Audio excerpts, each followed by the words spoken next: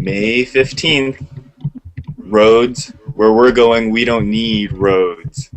It's ClipperBlog Live. Clippers lose Game 1, 108-92 to the San Antonio Spurs. Here with us, as always, from Brooklyn, he really wants you to invest in his sports comedy networking site, Charlie Widows. Sure. From Oceanside, I don't know if this is going to work, but DJ also wants you to invest in his sports networking comedy site, DJ Foster. The same joke twice? It worked. Come on. Come on, Andrew. And from Los Angeles, okay. He also wants you to invest in his Mountain Dew-themed sports networking comedy site. There you go.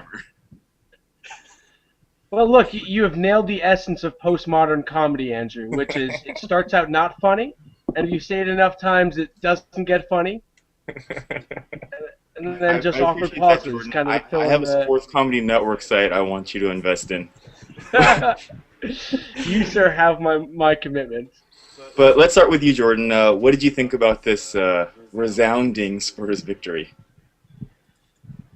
Well, I mean, on one hand, the first half was just lovely to watch. I mean, it was nice after, like, I think I tweeted, I didn't realize how tired I was of grit and grind in all semblances, talking about grit and grind and watching grit and grind, until we got to watch, like, half of, basketball with people making shots and people moving around and space and running and all that great stuff. On the other hand, this team really knows how to play basketball, the Spurs. And all those problems we've been talking about all year with the Clippers, the Spurs are going to exploit all of them. The Clippers can't close out on shooters. They don't rotate well. If you make, a few passes and a skip pass, you're always going to find somebody wrong-footed for the Clippers. Guys like Foy and Mo Williams were disasters, and it was a beautiful game to watch, but the Clippers are in trouble. Yeah, I mean, the first half was much more aesthetically pleasing than the Grizzlies series. But DJ, I think you tweeted, it looked great, but they were down 8 at halftime. I think they played pretty well.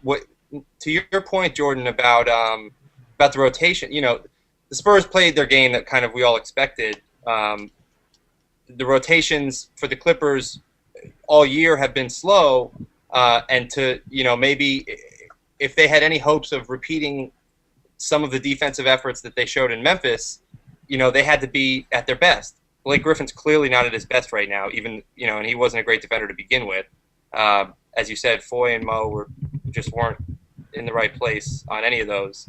And then, the second half, there were some spurts, and we'll talk about what kind of caused those spurts for the Clippers. But, yeah, I mean, the Clippers have to be at their best for that game and to beat the Spurs when they're doing it right. And if Chris Paul's not his best and Blake Griffin's not his best, that's kind of how it's going to go.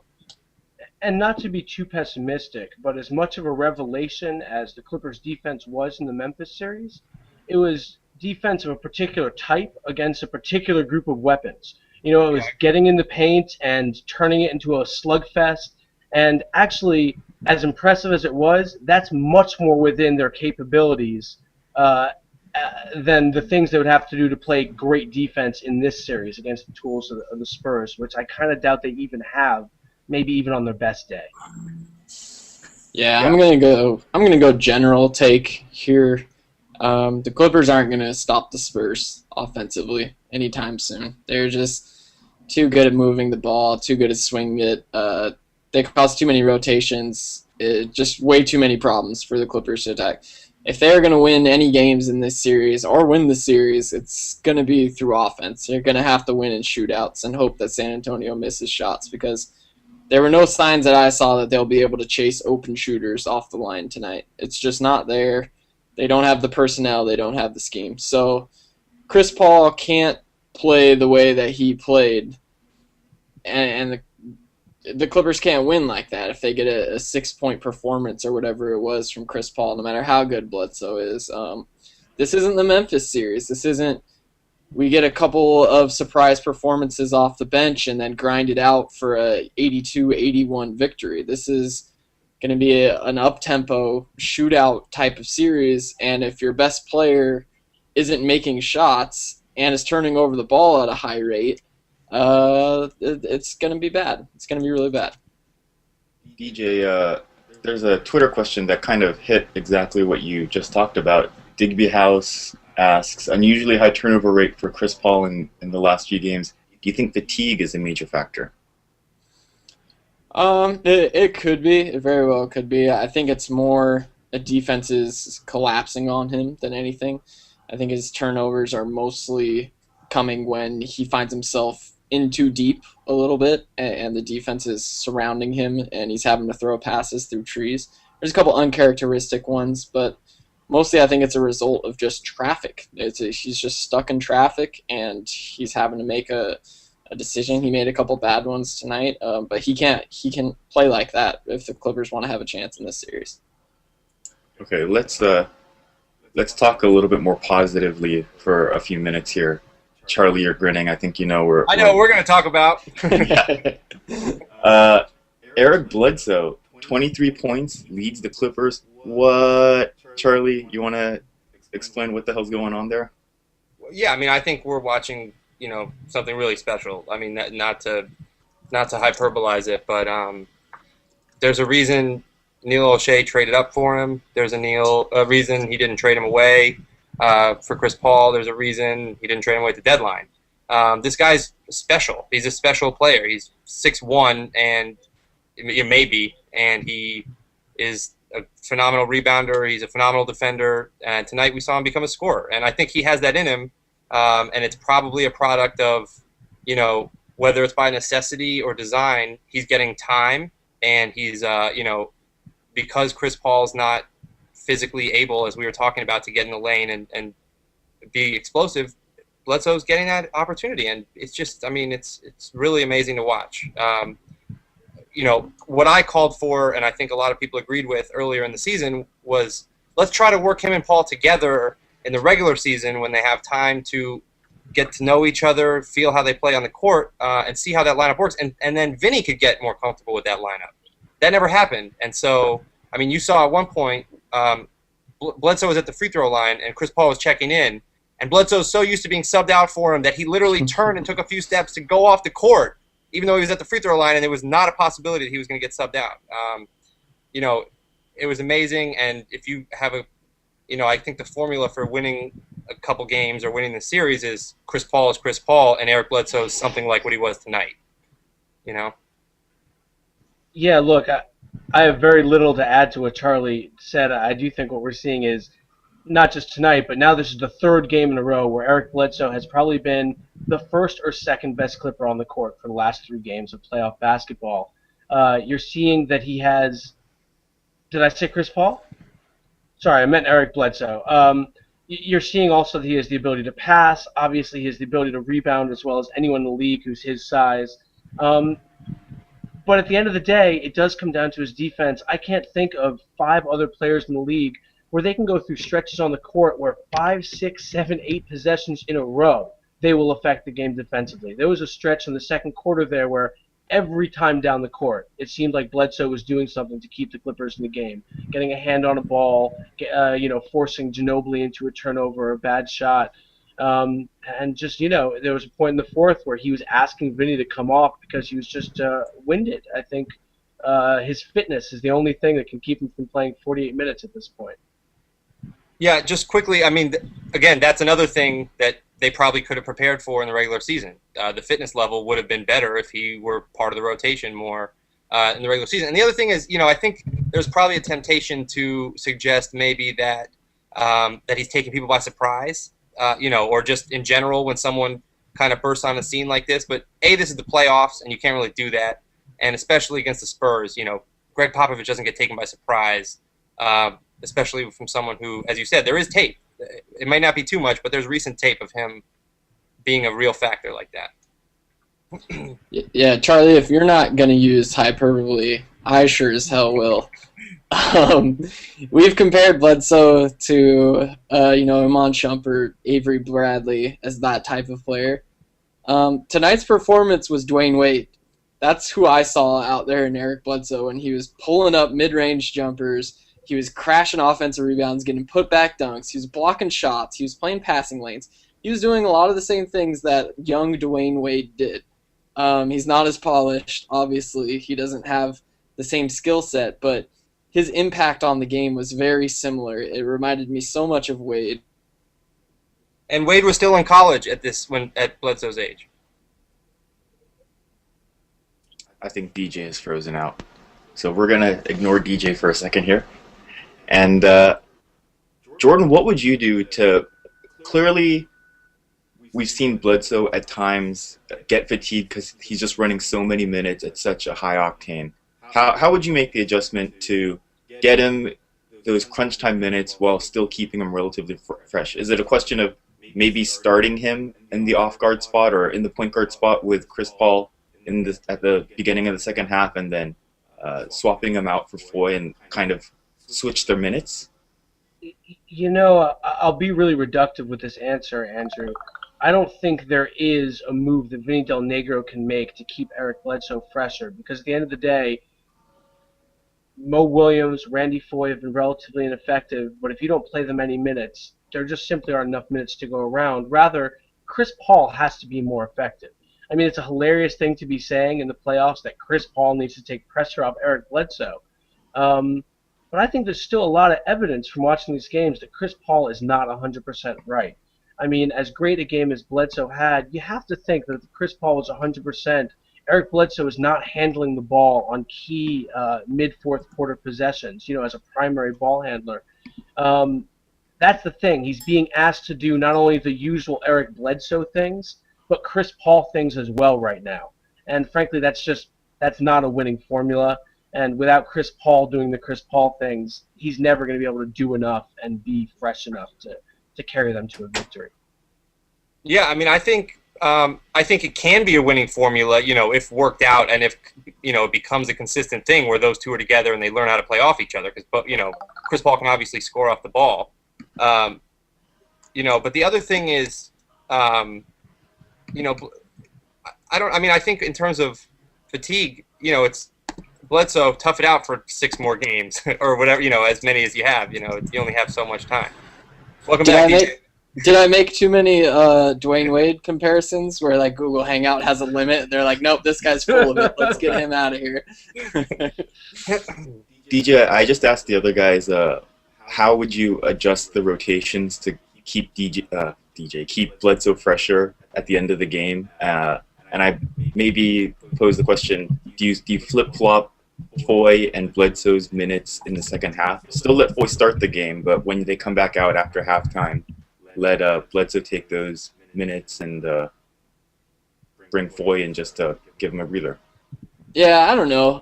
I think a big portion of why Charlie alluded to Bledsoe not getting a ton of regular season minutes, but if you watch the guy play, he doesn't give up on any possession. I mean, no one can play like that for 36 minutes. His rate of play is just unsustainable. He plays too fast. He runs around too much. He crashes boards even when there isn't a real chance of him getting it.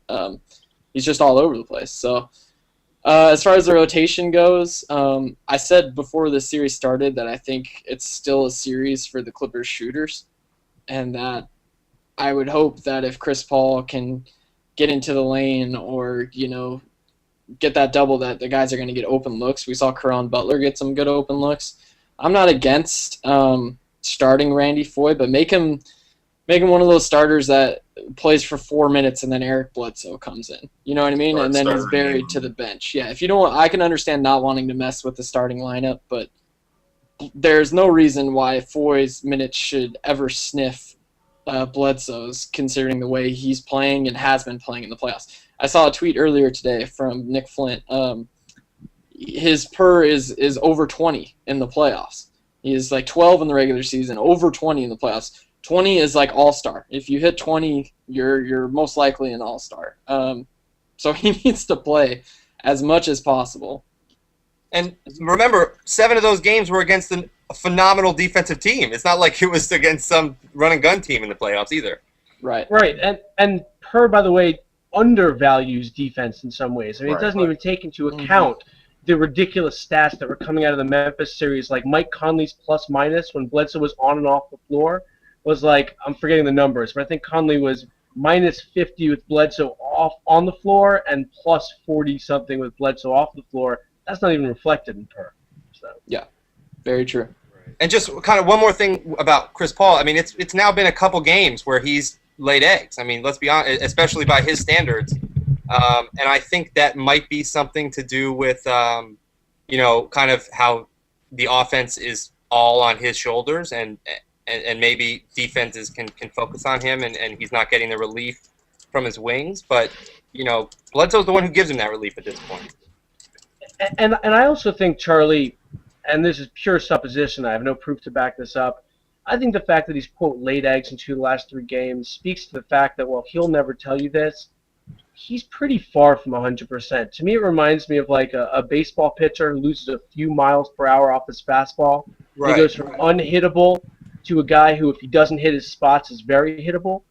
Some of those turnovers where he's getting trapped in certain situations, those are situations that when his fastball, i.e. his quickness and just his ability to kind of twitch back and forth, is 100%, he can kind of extract himself from those dangers. And I think just losing a little bit off that, all of a sudden a lot of that edge is gone, unfortunately.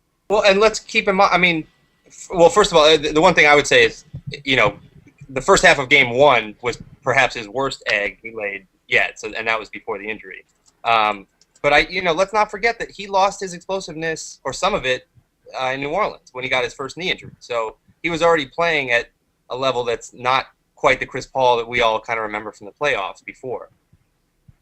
Right. Yeah, I would agree with that. Let's Andrew disappeared because he probably whispered Dwayne Wade's name. Let's talk DeAndre Jordan, how he played. I think a lot of people will be deceived by the box score and see Duncan's big night and automatically blame that on DeAndre. Jordan, what did you think of his performance early on? Well, the first quarter for DeAndre was the best quarter he's played in the playoffs so far, and what I thought I was seeing was pretty clear evidence right away that this was going to be a series that was really made for DeAndre. Instead of being kind of overmatched by, the one-on-one moves of Pau Gasol or even a Zach Randolph, he was playing good defense against Duncan. He had 8 rebounds in the first quarter. But what was weird was that was kind of the last we saw of DJ. He sat down with a couple minutes to go in the first quarter, didn't play again in the first half, played just a few minutes at the start of the third. And I kind of didn't understand it. It seemed obvious to me that this was going to be DJ's series, that this was a Spurs front court that wasn't big enough or athletic enough to keep him off the boards the way Memphis did. But we just didn't see that much of him, and I'm not really sure why. Charlie, what do you think about that? Oh, now I think it's Charlie's turn in the Frozen, or me. I think it's Charlie. Not been CBL's best technical night. No, I blame your Mountain Dew background. Jordan, be able to look at how you get. Can you also see that I have a American Reunion poster up in my room these days? I can see that. It's wonderful. I asked them for it at the theater the other day, and they just gave it to me. So that's 4-1 for the freebies. That's to let your house visitors know that you have impeccable taste in movies right off the bat. Yeah, I like to let people know, hey, I don't take myself too seriously. I like to have a good time. I like pie jokes. The question is, did you see American Reunion? Oh yeah, I went to see the Avengers at the Highland Theater for $3, and it was sold out. And the guy who owned the theater actually came out to tell the line, like, "Go home! You can't go see any other movies." And we had to ask him, like, this girl behind me said, "Could we go see another of the movies that you're playing?" And so he reluctantly screened American Reunion for the rest of us.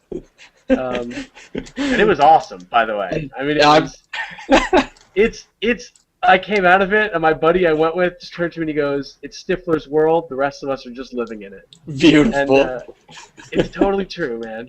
It's Stifler's world. Oh, that's a wonderful story. I like that. Yeah. Andrew, you're back with us. Do you want to get us back on track? Do you see what happens when you leave us? Welcome back, Andrew.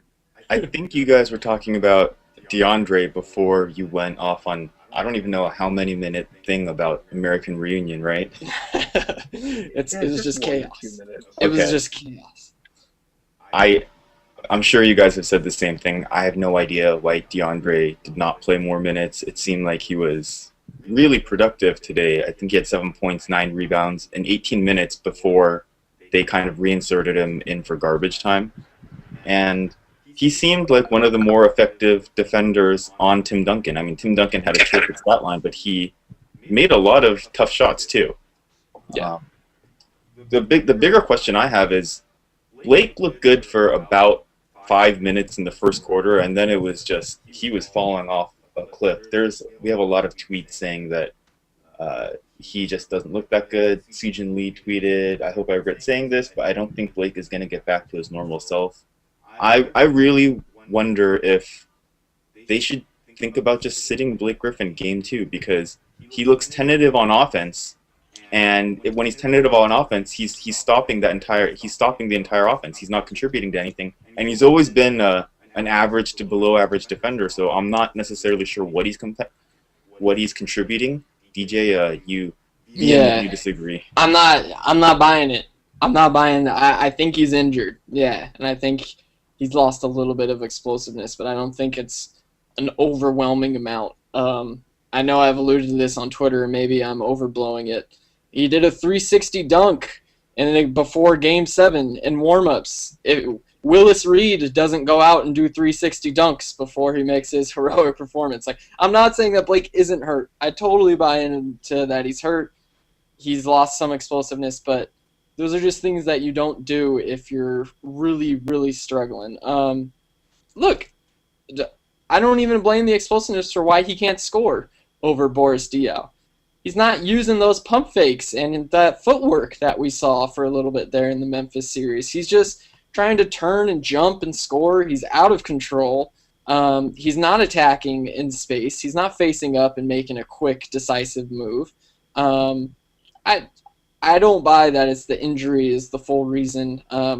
If he can run up and down, he can get back on defense, which is really the thing. That there was multiple occasions where the Spurs got a 3 in secondary transition because Blake was trailing the play way too far, especially in that third quarter.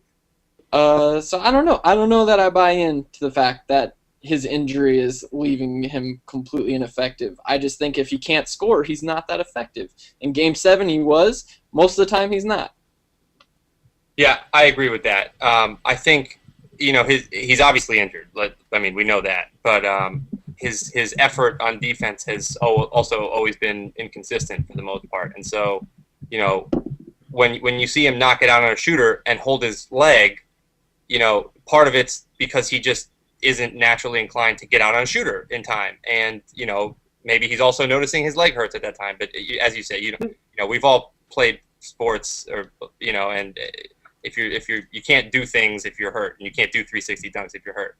Yeah. I think the other thing offensively is, and I talked to a lot of the Spurs writers before the series, and their impression was that the strategy would be to let Blake shoot jumpers. And as DJ, you pointed out, in the last 2 months of the season, he did that very well. And he had a lot of open looks tonight from, the free throw line around there, and he just wasn't he wasn't looking to score, and he's out of control. The San Antonio's a smart team. Memphis is a smart and a great defensive team. They're going to take the ball out of Chris Paul's hands or make things difficult, and they're going to make other people beat them. And at this point, it doesn't look like Blake or Vinny or whoever it is prepared to have Blake be the guy who's putting the pressure on the defense. He's passive right now. And just as it relates to sitting him, you don't sit him. Dodger fans will know Matt Kemp is going on a DL because at this point the season's more important than 15 days, and you don't want him to get hurt for longer. At this point, for Blake, he's got maybe a week left in his season. This is, you're not risking further injury really by playing. It's not like you have the offseason to recover. What's that? It wasn't really an injury thing that I'm concerned about. It's just he's clearly lost all confidence in his offensive team. So you are strategic in how you play him. Just like in Game 7 against Memphis, maybe Kenyon Martin gets more minutes. That's a game. That's as it relates to strategy. That's not a precaution you take because Blake's nursing something. No. I hate to speculate on the extent of someone's injury, because honestly, we never know. Right. And we never know how different people react to injuries, and knees are a specifically weird thing because you can go out and run on a torn ACL. Some people can. And knees are just kind of a weird thing, and I don't want to say that I don't want to put a percent on him. I don't know. I don't know how healthy he is, but I just think there's things on the court that you can do with explosiveness or not that he's not doing. Yeah. Let's. One more quick thing. I mean, it might be to his benefit to kind of become the pitcher that Jordan's describing, where he has maybe some more athleticism, but maybe he saves some of that and allocates his energy towards being smarter and being more decisive. Yeah, if he does Game 7 again, fine. You know what I mean? If his performance is Game 7 in the Memphis series, where he battles under the boards and he clears out space and he just plays kind of tough defense, that's okay. We'll take that. Is that okay for this series? The Spurs don't seem like the kind of team that would let you just get by on effort. You need to be smart. Look, it always helps to rebound. Sorry, go. No, sorry, Charlie. I don't mean to be oversimplistic, Andrew. I know it seems crazy that obviously they wouldn't have gone into this game with a whole new game plan. I'm sure they did, but they were just in this brutal 7-game battle with Memphis that had one real mindset. Blake basically completely forewent. I don't know if that's a word. Forgoed his mid-range shot during that entire series. I mean, we saw that he was hitting 45-46% of his 16-footers after the All-Star break. He shot 2 of them the entire 7 games in Memphis. I am expecting to see that not only will the effort be there for Blake the rest of the series, but he's a smart guy, and Chauncey and Chris Paul and to some extent Vinny Del Negro are all smart guys. And I do expect to see that he's going to come into Game 2 more prepared to make that mid-range jumper a part of his game and kind of be quicker to hit it and bring back that fluidity to a greater extent. That's an interesting point, Jordan. So is that something that we can expand across the entire team, that maybe all the players, and I'm going to generously put Foy in here with his poor performance tonight, that they hadn't completely adjusted from the Memphis series over to the San Antonio series, and in Game 2 we'll see maybe a couple of different adjustments, not necessarily from a coaching rotation subbing standpoint, but just the players' mindset of how they want to approach the game? I mean, look, obviously I'm completely speculating, but Charlie was saying earlier, we've all played sports to some level. Yeah, look, that's a real thing. When you play a team over and over and over again, you get used to your opponent and the strategies that opponent demands. So I don't think it's unreasonable that come Game 2 against this almost 180 degrees different Spurs team from the Memphis team, yeah, I expect to see that we'll see a Clipper team more accustomed to the pace and the space that are going to come with this series. Whether or not that means sharper rotations, because they'll realize, hey, we have to do less banging so we can be quicker on our feet to get out on the shooter. I don't know. I guess we'll just see. Speaking of the San Antonio Spurs, there's a Twitter question here. Roberto Rodriguez says, Leonard and Green knocked down some wide-open looks. Is the San Antonio system that good, or the Clippers' perimeter defense that bad? DJ, you want to start us off? Both. I'm going to go the Vinny Del Negro route and answer both anytime you give me a question that's one or the other. I think it was more the Clippers struggling with some closeouts. We were talking about it before we went on the show. Jordan, you were saying that you paused the game and was looking to see who missed their rotation or who was a little slow to get out. And there were multiple times where San Antonio would have 4 guys on the perimeter and the Clippers would have 4 guys in the paint. And the ball would swing and you had no idea who to blame. And the Clippers would all just kind of look at each other because they had no idea who was supposed to be out there either. And I think that has a lot to do with what we were just talking about. It's a night and day adjustment. You can do that against Memphis. You can just, in transition, you can just run to the paint when you're getting back on defense. Or, you don't have to fly out on those closeouts on Tony Allen. But every single one of the guys on the Spurs, with the exception of Splitter, can hit a 3-point shot. And they can hit an open jumper. Every single one of them. So it's just a completely different series. But, yeah, I would I guess I would blame the Clippers defense more than anything. When you get looks that are that open, something's wrong. There should never be wide open 3-point opportunities like that. I agree with that, although I think I'm inclined to say, like the root is San Antonio's system. I mean, even if you're closing out, they're really good, and the ball movement's really good, and the shots are in rhythm, they're probably going to make a bunch. I mean, that's why they're so good. Yeah. To me, the Clippers' problem, obviously, rotations weren't great, but guys like Foy and Mo Williams, and even Chris Paul, they're not staying in front of their guys in the first place. So, a really good defensive team or a really good defensive player like Bledsoe, but there aren't many of those guys in the league, they're not going to let the initial penetration break down the defense, which obviously starts the flow of everything that San Antonio does. As we said, we're not going to stop San Antonio, and the reason is because they have great shooters and they have a great system. But you can slow the initial penetration a little bit.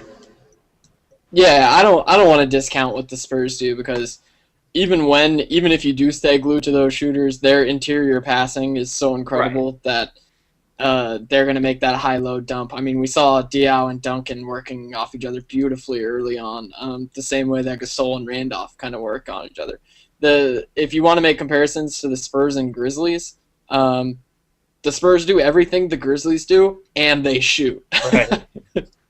And guys like Steven Jackson, he can shoot, but he can also put the ball on the floor and create for others. Whereas like Caron Butler, he can maybe shoot a little bit, but once he puts the ball on the floor, he's dead.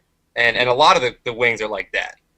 Right. Well, and they also, and again, I know this is such a cliche to say about the Spurs, but watching the game, it is just amazing how, what you're saying, Charlie, all of those guys are, multifaceted generalists. They can all, passing is so valued in that system. All of those guys can make a pass, and all those guys can make the right pass. But more than that, they just make correct decisions time after time. They don't burn possessions. We talk about Chris Paul, never giving away a possession. They have 12 Chris Pauls in terms of the way they value the ball, and they value good shots at the end of possessions. It's just, man, that is the way basketball is supposed to be played. It's depressing to watch if you're rooting for the Clippers, but admirable. Yeah. I think I made a comment during the game that the way that these Spurs shooters just knock down those 3-pointers like crazy. It's like they're all irrational confidence guys, except their confidence is completely rationalized in that system. It's like 12 rational confidence players. I just want to take this opportunity to tell our viewers that Kevin Arnovitz had a great breakdown of the Spurs offense on the True Hoop Network today. So if you haven't seen it, then you should check it out. He breaks something down called the motion weak that the San Antonio Spurs run. It's ridiculously complicated and wonderfully elegant. There's one more thing I wanted to talk about, though, because we all knew that San Antonio was very good in terms of offensive execution, but everyone thought the Clippers would have the advantage in terms of rebounding. But once again, it was no new news in the last series, but in this one, the Clippers were resoundingly out-rebounded, 47-34. Boris Diaw had 12 rebounds and 5 offensive rebounds. What the heck was going on there? Charlie, you want to lead us off?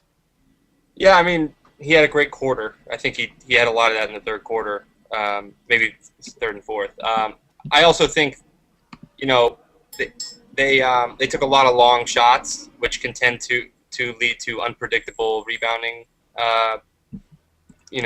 positions. I think, frankly, obviously when you replace DeAndre Jordan with Reggie Evans and or Kenyon Martin, you don't expect to lose too much in rebounding. But DeAndre was playing great, and he didn't play in the second half really. So I don't know. I mean, I think you can get unpredictable rebounds with all those jumpers that you're shooting, and great spacing, and the Clippers kind of flying all over the place trying to recover, and then you're out of position. That's true. There were a lot of funky rebounds that were off long shots. On the other hand, there were also a few times where there was just a complete failure to box out. Several of Diaw's rebounds came where he would actually start out above the three-point line when the shot was taken, and he would kind of track that shot in, and he would run in past 3 or 4 Clippers who were just standing around in the paint waiting for the ball to come, and no one would get a body on Diaw crashing in from the top of the key. And it was kind of amazing. It was like, this guy can't jump over a phone book. All it takes is somebody put their back on this guy. And again, to use that analogy of the pitcher who's lost a few miles off his fastball, the other example that I see right now is Blake Griffin with his rebounding. You know, Blake does not rebound with great fundamentals. He does not just box out and grab rebounds like Kevin Love or Zach Randolph. He likes to kind of freelance. He likes to see where the ball's going and leap in and grab it and use his athleticism and his explosion. And I think we're seeing that the flip side of that is when he loses that explosion, that confidence in his knees, he's not left with the fundamentals to still be a very good rebounder. Yeah, I agree with all of that, obviously. I felt like this is where, if you want to point to anywhere where fatigue looked like it was a factor, I think it was here, because a lot of times the ball would go up and there were no box outs, and I think we saw it a little bit in the Memphis series, but you kind of expect that with them. You can't give the Spurs that many chances, though. They're such an efficient offense as it is. If you give them extra chances, Boris Diaw 5 offensive rebounds, they're too good. They're hard enough to keep down as it is. Okay. Winding down here, last thoughts. What adjustments do you think the Clippers can make to make Game 2 more of a contested game? Charlie, let's start with you. Again, I mean, I don't want to be one of those guys who just kind of like criticizes the rotation every time after the game, but I think there are two things. You can either hope for better performances from the guys who played, or change things up and reallocate minutes. And you know, Mo Williams and Randy Foye didn't forget how to shoot 3-pointers over the course of the last couple weeks. So if the pressure is coming towards Chris Paul, then you know you involve those guys and hopefully try to play the Spurs game and outshoot them. The other thing we talked about, guys like DeAndre, Bledsoe, even Nick Young. I mean, remember, the commenter, I think his name was Nick C., pointed out that by far the Clippers' best lineup in the postseason has Eric Bledsoe and Nick Young at the 2 and 3, however you want to call that. Caron Butler has had his moments, but you know, maybe you shift those minutes towards those guys and let Foye and Mo try to work their way back in if the situation allows. Because right now you need to, you know, obviously you're not going to stop the Spurs from playing their game. You also need to kind of try to play your game. And right now the Clippers' strength is that lineup, I think. Really simply, the Clippers need to play the game that they played all year. And basically their success was predicated on limiting the chances of the opposition. And with the Spurs, who have the most efficient offense in the league, that just goes doubly. They can't have 15 turnovers. They can't lose the rebounding battle because every possession has to be critical. And they basically just have to minimize San Antonio's opportunities to take shots. Frankly, other than to say Chris Paul needs to have more of a Chris Paul game, I don't think there is much they can change. These are the teams they are. You hope Kawhi Leonard doesn't hit every three-pointer he takes in the series. Steven Jackson isn't a great three-point shooter necessarily. But limit your turnovers, grab your defensive rebounds, and hope San Antonio misses some key shots. Yeah, I agree with both of you guys again. I guess my thing would be trying to get more creative with Chris Paul and just, I don't know if creative is necessarily isolation stuff, but the Spurs made it pretty clear that in the pick and roll, they're just going to zone up on the back line and focus 2 guys on Paul the whole time. And Paul will still get, you know, a couple jumpers, but they're not going to do anything like the Spurs aren't going to switch out onto Paul. He's not going to be able to exploit them that way. It's just not the way the Spurs are going to play it. So I don't know, maybe you throw him down in the post and see what you can get from him there. I don't know. I honestly don't know. It's not looking good right now. The Spurs are just a machine. But if the Clippers can chase their 3-point shooters off the line, have them take long 2s instead of 3s, rotate obviously much better defensively, and find a way to get Paul kick-started and easier looks. Those would be my 3 adjustments. How you actually do that, that's why I'm not an NBA coach. That's why they pay Vinny the big bucks. Don't That's worry. right. He's thinking about those things right now. That's right. All right then. Winding down for Charlie Widows, DJ Foster, Jordan Heimer. I'm Andrew Hahn. Thanks for tuning in. See you game 2.